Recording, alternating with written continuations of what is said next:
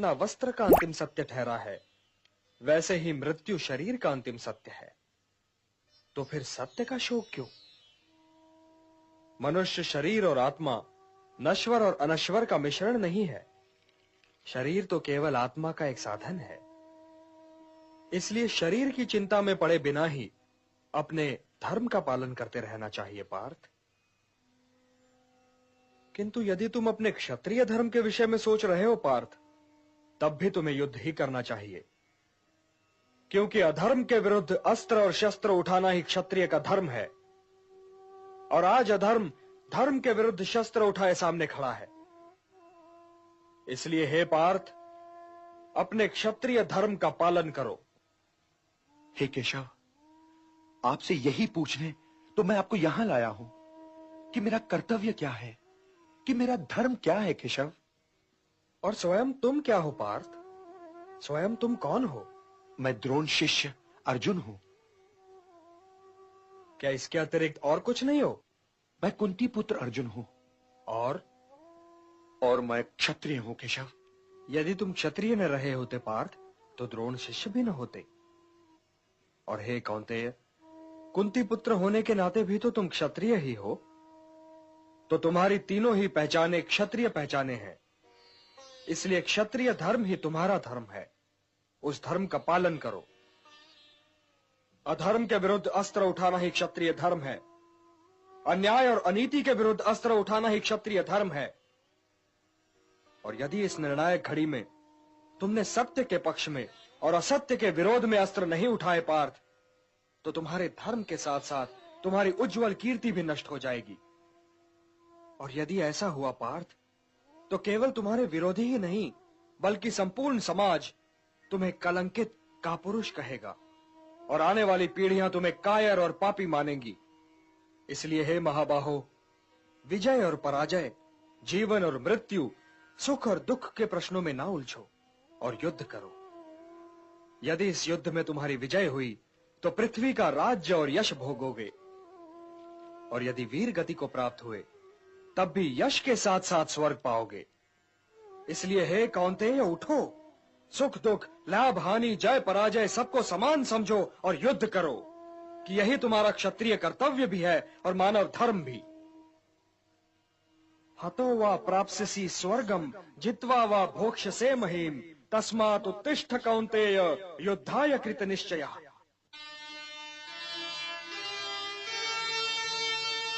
आत्मा तो मरता नहीं, मर जाती है देह। मन में तुम रखो नहीं दुविधा या संदेह। विजय और पराजय, जीवन और मृत्यु, सुख और दुख के प्रश्नों में ना उलझो और युद्ध करो। यदि इस युद्ध में तुम्हारी विजय हुई, तो पृथ्वी का राज्य और यश भोगोगे। और यदि वीर गति को प्राप्त हुए, तब भी यश के साथ साथ स्वर्ग पाओगे। इसलिए हे कौन्तेय, उठो, सुख दुख, लाभ हानि, जय पराजय सबको समान समझो और युद्ध करो, कि यही तुम्हारा क्षत्रिय कर्तव्य भी है और मानव धर्म भी।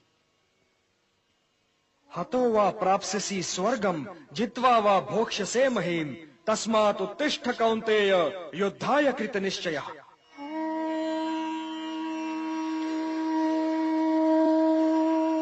मेरा हाथ तो अब भी गांडीव की ओर नहीं बढ़ रहा है केशव। मेरी समझ में तो अब भी यह नहीं आ रहा है कि इस युद्ध से लाभ क्या होगा। लाभ, हानि ये दोनों ही सापेक्ष शब्द हैं धनंजय। मैं जानता हूं कि तुम्हें पृथ्वी के भोग या स्वर्ग के सुख की कामना नहीं है। इसलिए हे कौन्तेय, सुख दुखे समे कृत्वा लाभा लाभौ जया जयौ, ततो युद्धाय युज्यस्व नैवं पापम अवाप्स्यसि। सुख दुख, लाभ हानि, जय पराजय से ऊपर उठो पार्थ। मुझसे तो अब भी नहीं उठा जा रहा है केशव।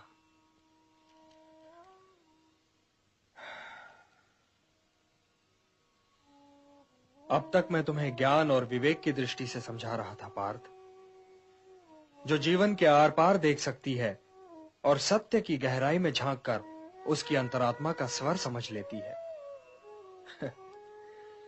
किंतु कदाचित तुम उसकी अमूर्तता में उलझ गए।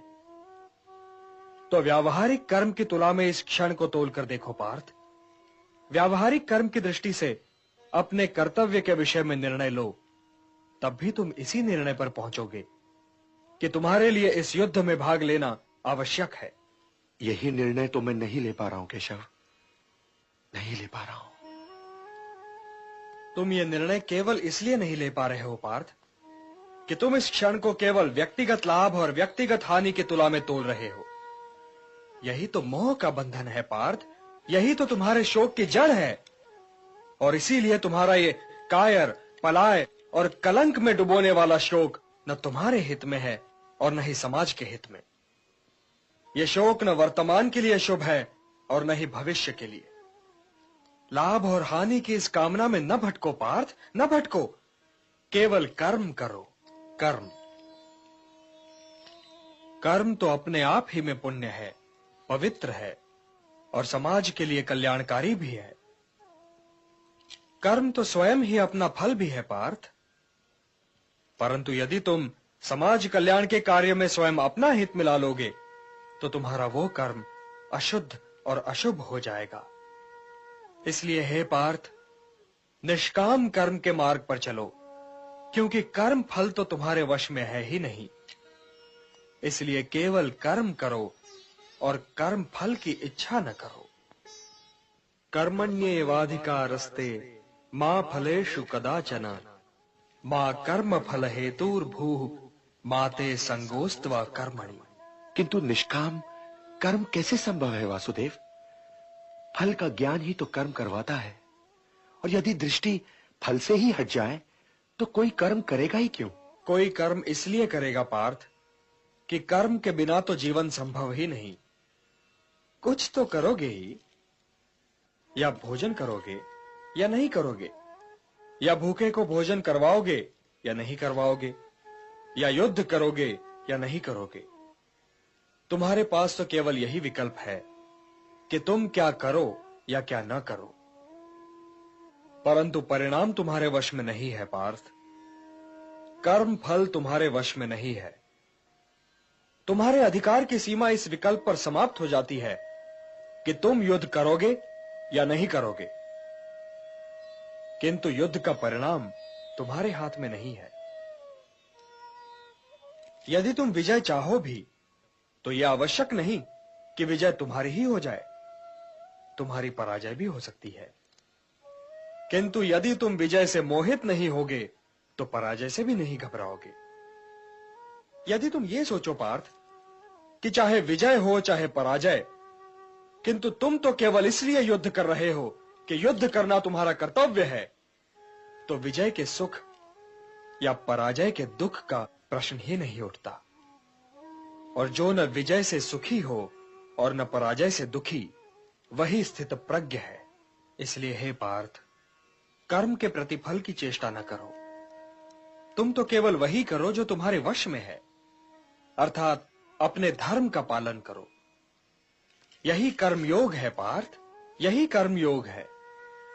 इस रहस्य को समझो पार्थ कि तुम्हारे पास तो केवल करने या ना करने का विकल्प है, किंतु कर्म के अंत पर मनुष्य के अधिकारों की सीमा समाप्त हो जाती है। कर्म का परिणाम मनुष्य के वश में नहीं है। तुम सर्वश्रेष्ठ धनुर्धर हो, परंतु यदि तुम्हारा आखेट तनिक भी इधर से उधर हो जाए तो तुम चूक जाओगे। तुम्हारा अधिकार तुम्हारे वाण संधान पर है, तुम्हारा अधिकार तुम्हारी दृष्टि पर है, परंतु उस मृग पर तुम्हारा कोई अधिकार नहीं जिसकी ओर तुम वाण चला रहे हो। हे धनंजय, सत्पुरुष कभी अपने अधिकारों की सीमा का उल्लंघन नहीं करते। अर्थात अपने कर्म में स्थिर रहो पार्थ, स्थिर रहो, क्योंकि कर्म की कुशलता का ही नाम योग है। और योग क्या है केशव? योग क्या है? वही तो बता रहा था पार्थ। योग कर्म का कौशल है, मोह का त्याग कर्म का कौशल है, मोह से मुक्त होकर अपने कर्तव्य का पालन करना कर्म का कौशल है। सफलता और असफलता दोनों ही में समान रहना कर्म का कौशल है। बुद्धि युक्तो जहातीह उभे सुकृत दुष्कृते तस्मात् योगाय युज्यस्व योगः कर्मसु कौशल। हे केशव, किंतु मैं मुनि या स्थित प्रज्ञ को पहचानूंगा कैसे? उसकी पहचान क्या है? वो उठता बैठता कैसे है? उसकी बोलने की शैली कैसी है केशव? उसे पहचानने में तो कोई कठिनाई ही नहीं है पार्थ। प्रजहाति यदा कामान सर्वान पार्थ मनोगतान आत्मन्येवात्मना तुष्टः स्थित प्रज्ञस्तदोच्यते। उसी की भांति तुम अपनी कामनाएं त्याग दो, अपनी व्यक्तिगत अभिलाषाओं से मुक्त हो जाओ, सुख दुख से परे होकर अपने स्वयं में संतुष्ट हो जाओ पार्थ। तो ना तुम्हें दुख की अग्नि जला सकेगी और न सुख की वर्षा तुम्हें भिगा सकेगी। हे पार्थ, स्थित प्रज्ञ